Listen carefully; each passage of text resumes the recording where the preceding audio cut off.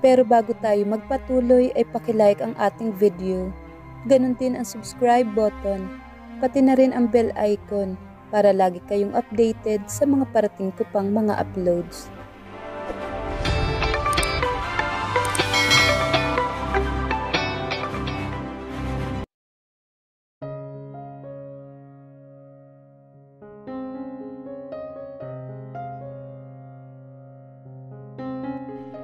Fulfilled.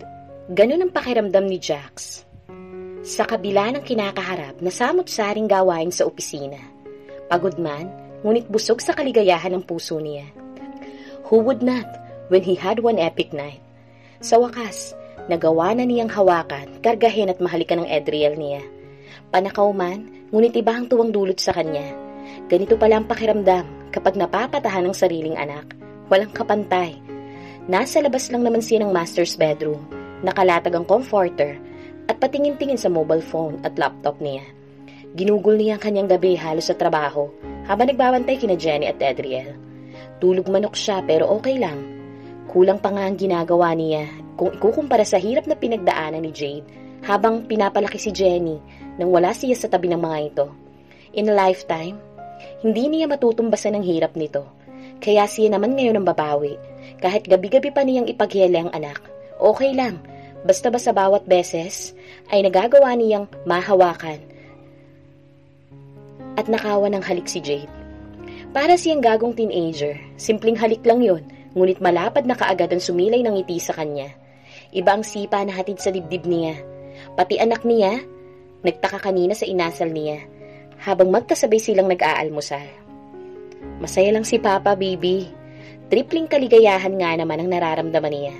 Pinapawi ang anumang pagod na dumadapo sa katawan niya, na kahit gaano man kalaki ang kakaharaping problema, ay makakaya niya, knowing na may pamilya siyang mapapaghugutan ng inspirasyon. Jade and the kids are his greatest inspiration, and more than ever, he felt blessed. Sir, nasa linya po si Miss Alexa. Sinenyasan niyang sekretarya na kukunin niya ang tawag. Sa landline pa talaga nakitawag ang pinsan. Malamang nakalimutan na naman ito ang phone sa hotel. Si Alexa lang yata ang iilan sa mga babaeng walang pakailam kung walang cellphone na dala-dala. Kaya marahil instant ang pagiging magkasundo nito at ni Jade. They share the same simplicity with views in life. I have already sat down with the employees who were about to file cases against us. Pagbabalita ni Alexa, nasa balamban nito at siya nilang ipinadala para makipag-negotiate sa mga tauhang na impluwensyahan na mag-aklas laban sa kanila. Alexa was more than fitted for the job. Personally, handpick ito ng ama. Well, as I have gathered, madali namang kausapin ng mga to. May nagpalaki lang ng issue. Kesyo, pinapabayaan natin sila. Hindi na bago yun. It was the Aragons. I'm just so glad, Cuz, na hindi ka tuluyang natali kay Chloe. You would have lived your life in misery with that crazy woman. Kung bakit ba naman kasi na in love ka pa sa may side na babaeng yun? Maliban of course kay Jade. Sa bawat pag-uusap nila ni Alexa, ay nagagawa pa nitong isingit ang mga pamumuna at paninermon. Wala siyang angil. Alexa didn't mean any harm. Maikli lang naman ang pag-uusap nila ni Alexa. Consider this done deal, Cuz. Ang binitiwan nitong pangako. Alam niya ang kapasidad ni Alexa. Nakuha niya ang genes at business acumen ng isang alkala. Isang problema, ang malapit ng malutas. Ang pinakamalaking hamon na lang sa kanila ngayon ay ang maghanap ng investors at client. Too much shade had been thrown to the company already. He never thought that Chloe and her father would have resorted to a smear campaign. Naungkat pa pati ang lumang issue ng kumpanya nila. Pero gaya ng madalas na ipinapaalala ng ama niya, makakaahon at makakaahon din sila. Wala siyang karapatang mapagod, lalo pat may pamilya na siya na pag-aalayan ang lahat ng hirap at pagod niya. Bigla na naman siyang nanabik sa mga ito. Binuksan niya ang cellphone at sinilip ang mga kaganapan sa bahay. Nasa hardin ng mag-iina niya. Kasalukuyang pinaiinitan ni Jade si Adriel. Sakto pa lang naman ang init sa balat na nasasala ng mga dahon ng mga puno sa paligid, kaya hindi pa iyon masama kay Adriel. His Jenny was smiling while lying on the Bermuda grass. Sa tingin niya, pinagsabihan nito ni Jade, ngunit ngumisi lang ang anak niya. Minsan umaandar din ang kakulitan ng panganay niya eh. Ang sarap magkaroon ng anak, sir, no? Oo. Hindi niya maitago ang kaligayahan sa harap ng sekretarya niya, with just a simple glimpse of his family, at napapangiti siya ng husto. Siya nga pala, sir, I need you to take a look at this final draft of the proposal. We will be sending this to the S&C shipping lines. Binasa niya ang dokumento, detail by detail. Mitikuloso niyang binusisi iyon. Walang mintis dapat. He must have to impress a prospective business associate by his documents. Kapag naibigan ng mga itong plano on paper, malaki ang tsansa na mumuhunan ito sa kanila. Alexa and him grew up with all the luxuries in life. Mamanahin nila ni Alexa ang lahat ng ari-arian ng walang kahirap-hirap. More than ever, ngayon niya na-appreciate ang lahat ng pagpupursige ng abuelo nila. His Lolo Fed built this empire from the ground up, sa kabila ng may kaya naman ang angkang pinanggalingan nito. Well, maybe all these crises were meant to happen para mas tumatag silang lalo. Later on in his life, he would look back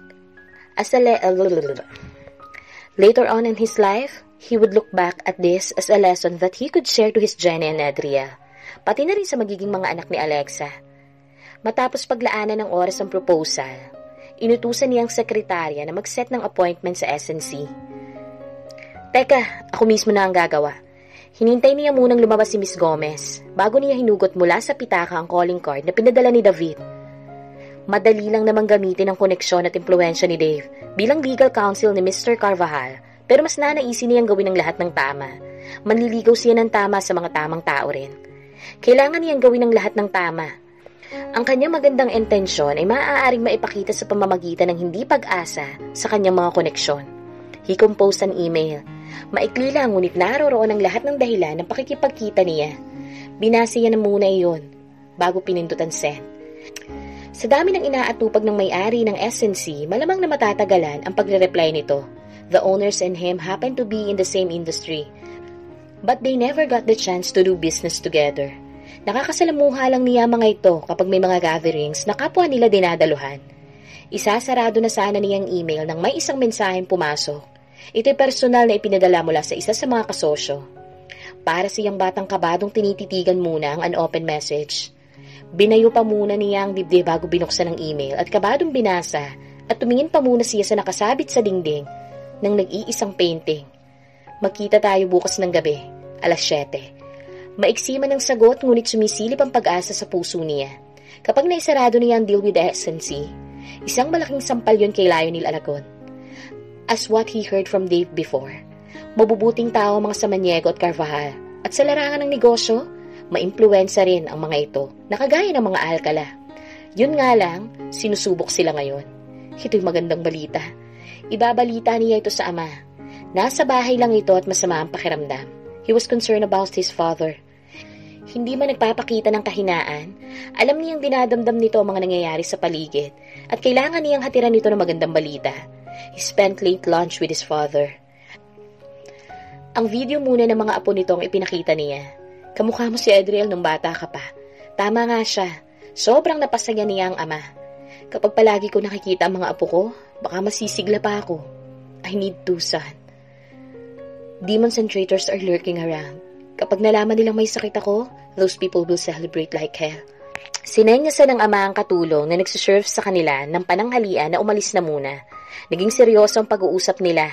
Natuon lahat sa negosyo. Nireport niya sa ama ang lahat ng development pati na ang pakay ni Alexa sa Cebu. How are you holding up, son? Tinanggal ng ama ang glasses nito, sinuyod ang tingin ng mukha niya. I'm fine, Dad. Kakayanin para sa pamilya. Tinapik ng ama ang braso niya.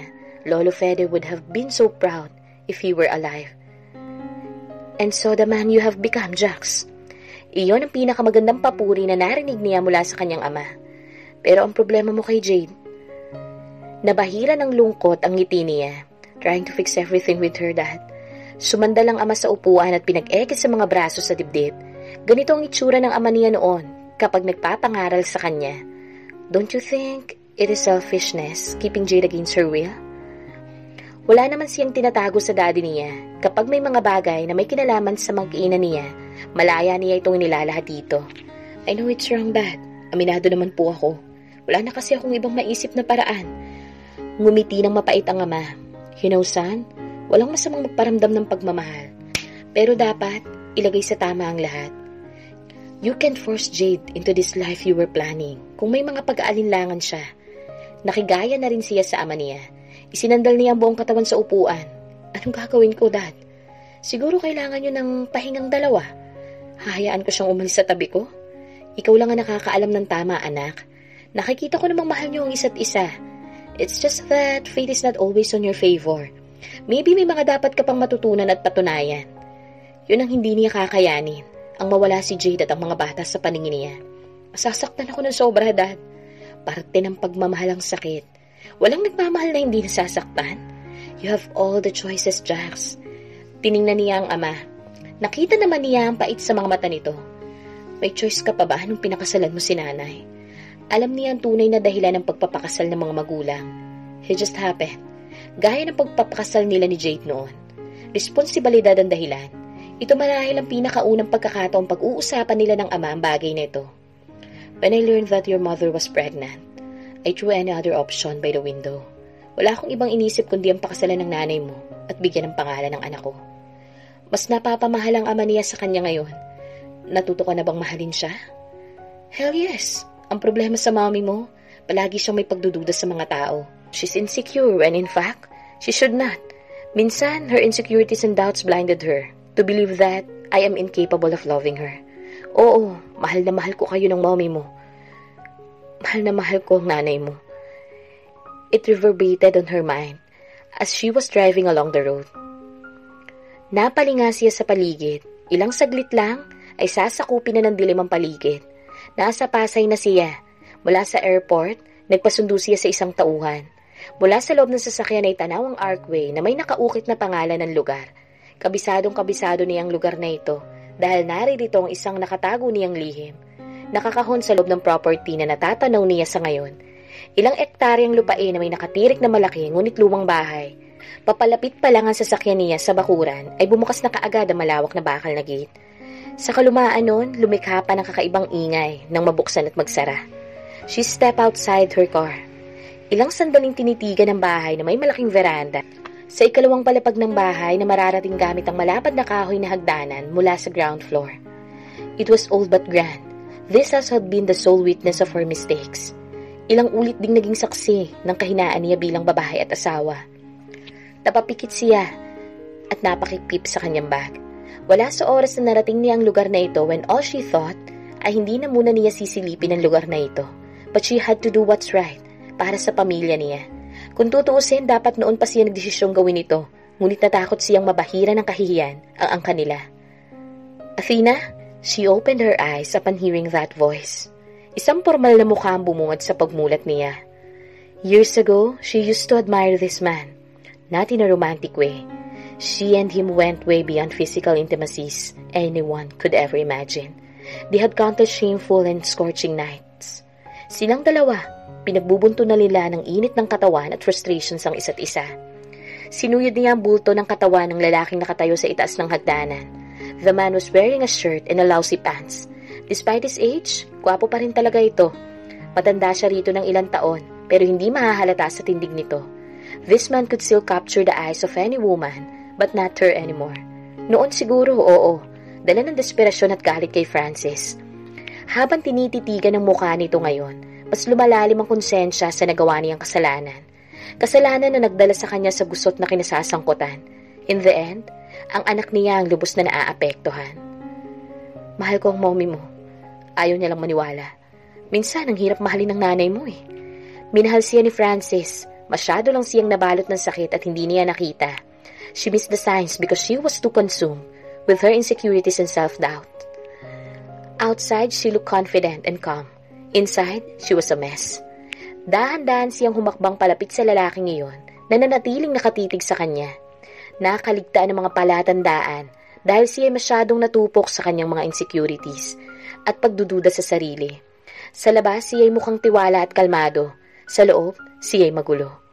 Dahan-dahan siyang humakbang palapit sa lalaking iyon na nanatiling nakatitig sa kanya. Admiration was still mirrored in his eyes. Kanina pa kita hinihintay. She heaved a deep sigh. Pinakawala niya mga naipong hangin at kaba sa dibdib. Their eyes locked. She remembered those times when those were painted with so much pride. Nabawasan na yun ngayon. Mag-usap tayo, Raul. Ilang beses na sinipat ni Jax ang address na nabasa sa phone. Sinisigurado niyang tama ang meeting place. He was parked in front of a high-end bar in Taguig. JB, ang tanging nakatatak sa labas. Bakit talaga? Sinipat niya ang sarili sa salamin. He was wearing his executive attire. Malayo sa mga kasuotan ng mga nakapilang papasok. He was literally out of place sa edad na ayos niya. Tinanggal niya ang coat, isinunod ang tie at inilapag ang mga yon sa upuan. Nilukot niya na rin pataas ang sleeve ng polo niya. At bahagyang ginulo ang kanyang buhok. Nabawasan kahit papanong kapormala niya. Hindi na masyadong nakakahiyang pumasok. Of all places, dito pa napili ng kamiting niya. Kaagad siyang pinapasok at giniya ng isang tauhan patungo sa VIP room. Mabibilang lang sa mga daliri ang mga pagkakataong nakapasok siya ng isang bar. Hindi siya fan ng crowd at ng amoy. Habang naglalakad, hindi niya maiwasang hangaan ang interior ng establishmento. Maalwan at halatang pinagkagastusan. Pinakadulong silid sila humantong. Binuksan ng tauhan ng pintuan. Maaari ka nang pumasok sa loob, sir. Salamat. The room was dimly lit. Sa isang mahabang leather sofa, sa loob ay may dalawang lalaking nakaupo at kasulukuyang tumutungga sa bote ng kanya-kanyang beer. Two men who both earned their names in business worlds. Jacob Samaniego, Wade Carvajal. Nasa iisang industriya sila pero ni minsan, hindi pa sila nakakasama ng ganito. Napatingin siya sa dalawa. Well, at least, halos magkakapareho sila ng ayos. Malamang na dito rin kaagad dumiretso ang dalawa pagkagaling sa kani-kaniyang opisina. Niya, mas matanda lang sa kanya ng 1 hanggang 2 taon ang mga ito. Welcome to our den, Mr. Alcala.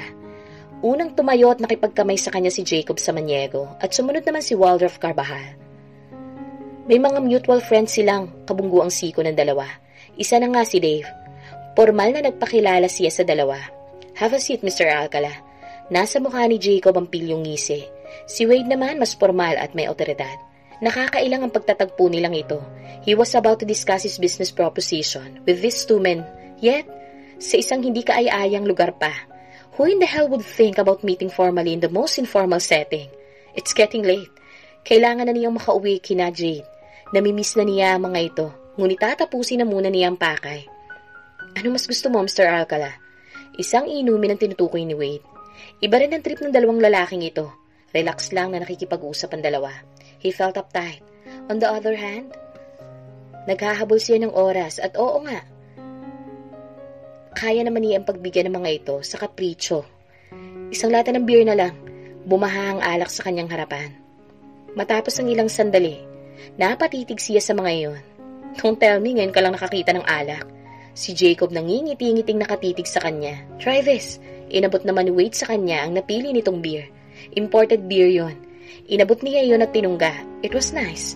Feeling that ice-cold beer against his throat. Si Jacob Samaniego naman, pansamantalang may kinausap sa phone. I'm in a meeting. I'll come home later. I love you. Nakaramdam siya ng inggit. How he wished may Jade na tatawag sa kanya ng mga oras at aantayin siya. So tungkol sa pakay ko, kailangan niyang buksan ang pakay matapos ang mapangalahati ang laman ng kanyang bote at katatapos ring makapag-usap ni Jacob sa phone. He used his formal tone and projected a business-like aura. He meant business. Ganito naman siya palagi pagdating sa negosyo. My assistant had sent a copy of the proposal in your email, but I've also brought this. Tukoy niya sa nakataas na hard copy. Just in case, isa-isa niyang binigyan ng kopya ang dalawa, ngunit binuksan niya pa rin ang nakasave sa kanyang gadget. Inalapag ng mga itong hawak na inumin at binuklat ang dokumento, ngunit halos magkapanabay rin na ibinaba. Formal siyang tinignan. Naging seryoso ang kanina'y playful na atmosphere. This was more likely. What do you need from us, Mr. Alcala? Sa formal na tono ay tanong ni Wade. That look on his face demanded honesty. He leaned backward at tiniklo pa mga braso sa ibabaw ng dibdib. It's as if he was disinterested with his presentation. I need you to sign for us, sir. Our company is more than capable to build your vessels. We are as competitive as other foreign shipbuilders who build the fleets for S&C. I can prove to you that we are worth a try. If you want, I can give you a tour to our company. Well, I have it in my presentation, but we can do ocular inspection together. Wade continued to appear impassive. Si Jacob naman, mas relax kumpara sa katabi. Sounds promising, but why are you here? Jack sa Alcala. Jacob asked as he leaned backward. In just a snap of a fingers, the cool Jacob Samaniego suddenly became serious. When all you have to do is beg, Aragon. Of course, hindi tanga mga kaharap para hindi alamin ang background ng taong kakausapin ng mga ito. Nakarating na sa amin ang mga balita. Your company is facing crisis, a major setback. The question is, how can you lure us to invest in a nearly bankrupt company? It was a direct slap on his face. Just give us a chance and you will see how we work. Napatahimik naman ang dalawa. Uminom lang ng alak at pinakatitigan ang nasa kanyang laptop. I don't mean to pry but marrying Aragon would be an easy ticket para bumalik ang mga clients at investors nyo. Nakakainsulto, nakakalalaki. I can always choose the easiest way possible, but I wouldn't do that. I prefer to do business the hard way rather than to be an opportunistic whore. Hindi niya mabasa ang reaksyon ng dalawa sa sinabi niya. He wasn't usually nervous type, but facing their equally mighty men in the business was a challenge. Siyang pagbukas ng pintuan at pumanhik ang tatlong magagandang babae at nagkanya-kanyang lapit sa kanila. Isa sa mga babae kaagad na kumantong sa kanya. Is this how low these two steam men do business? He was bothered. Much more sa kapangahasang ipinakakita kaagad ng babaeng nakakandong sa kanya. Naglanding kaagad sa pisngi niya ang mga labi nito at tunay na napipikon siya. Seryosong bagay ang pinuntan niya rito. Only to be treated like this. I'm very sorry, miss, but I am taken. Maingat niyang inalis ang pagkakapulupot ng mga braso ng babae sa kanyang leeg. Pinaalis ito sa ibabaw ng kanyang mga hita. Bagamat ninanais niyang magmura sa magkahalong galit at pandilit sa sarili, sinikap niyang magpakahinahon. Baldado na nga ang pride niya at hindi niya hahayaang tuluyang maupos ang dignidad sa pamamagitan ng pagwawala. Sinamsam niya ang mga gamit at formal na nagpaalam. I appreciate your time, gentlemen. Para siyang show na pinapanood ng mga ito sa bawat kilos niya. Lumabas siya ng silid na iyon na napingasan ng damdamin. Nang makalulan sa kotse, doon niya pinakawalan ng sunod-sunod na buga ng hangin. Sa inis ay binuksan niya ang 2 butones upang tila paluwagin ang nagpupuyos na nararamdaman. What a night, Jax. He was about to turn his engine when he received a text messages. We are expecting for the contract tomorrow, Mr. Alcala. Ilang segundo muna siyang napatanga. Hindi makapaniwalang binalikan niya ng basa ang natanggap na text mula sa kung sino man sa dalawang nakausap niya. Is this really happening? Nakuha niya ng ganun kadali lang when he messed in front of them. Lutang ang isip na naglakad siya pabalik sa bar. Di niya alintana ang pabagubagong ilaw sa dance floor at ang ingay sa paligid. He had only one thing in mind. Talk to those two men again. Kailangan niya ng kumpirmasyon. Bubuksan na sana niya ang pintong nilabasan kanina. Nang siya naman pagbukas noon, magkasunod na lumabas ang mga babae na pawang may mga ngiti sa labi. Ngunit partikular na halos na nakabungis-ngis ang babaeng kumandong sa kanya kanina. Tinapik pa ang balikat niya. You've done well, Mr. Samaniego. Jacob and Wade, they were both smiling so wildly. Tumayo mga ito at muling naglahad ng kamay. Their handshakes became even firmer. This time, a friendly smile na ang nababanaag sa mukha ng mga ito. Why? Ang unang namutawing tanong sa mga labi niya. We just know when people are worthy of our trust. Nakangising sagot ni Wade. We value family more than anything else, Mr. Alcala. You passed the test with flying colors. Dagdag naman ni Jacob. You put your family first and we were so happy that we value the same principle. Tinapik ni Jacob ang braso niya. You know what perspective in life we both share? Enlighten me, sir. We are both crazy with our woman. Wade nodded in agreement. This was unbelievable. Just like that, and he got the deal. Siguradong matutuwa ang ama niya sa development na to. Isang magandang bagay na gusto niyang ibahagi sana kay Jade. Pakiramdam niya maliit man o malaking achievement, he wanted to share it with her and the kids. Jade, Jenny, and Adriel. He missed them more than ever. He wanted to celebrate with them. Pinagbigyan muna niya ng isang bote ang dalawa bago siya nagpaalam. He went home with the biggest smile on his face. Paano ba naman? Hindi lang paggagawa ng mga sasakyang pandagat ang gagawin niya para sa SNC. Mag-i-invest din ang mga ito sa kumpanya nila. Bumili pa siya ng pasalubong sa mag-iina niya. With any luck, baka magising niya ang kanyang Jenny at maibigay ang paborito nitong pizza. Of course, hindi mawawala ang flowers para sa mahal niya. Mag-aalas 11 na nang dumating siya ng bahay. Katulong na lang at ang gwardiya ang gising. Binigay niya kay Manang ang pagkaing dala at iniakyat niya kasama sa itaas ang bulaklak. Himbing na sa pagtulog ang kanyang Jenny habang yakap ang teddy nito. Really, Jenny? He couldn't help but smile. Kay raming laruan, ngunit nanatiling loyal kay Mr. Teddy. Isang masuyong halik sa noo ang itinanim niya sa anak bago lumabas at nagtungo naman sa master's bedroom. Bubuksan ba niya? He was aching to see Jade and Adriel. Sa huli binuksan niya. Sumalubong sa kanyang banayad na musika mula sa cellphone nito. Ginagamit marahil sa paghihele sa anak nila. At nakatulugan na ang hindi pagpatay sa aparato. Napangiti kaagad siya ng malapad pagkakita kay Adriel na nakabuka ka ang mga braso at hita sa tabi ni Jade. Walang silbi yata ang crib at mas nanaisin ni Jade na makatabi sa kama ang sanggol nila. Nakatagilid ng higa si Jade una ng kaliwang braso nito. I wonder what you and the kids were doing. Inilapag niya ang bulaklak sa misita. Tahimik na binuhusan ng alkohol ang kamay niya bago lumapit at ipinantay ang sarili sa level na mag-iina niya. He was squatting on the floor. Hinalikan niya ang kamay ng anak niya.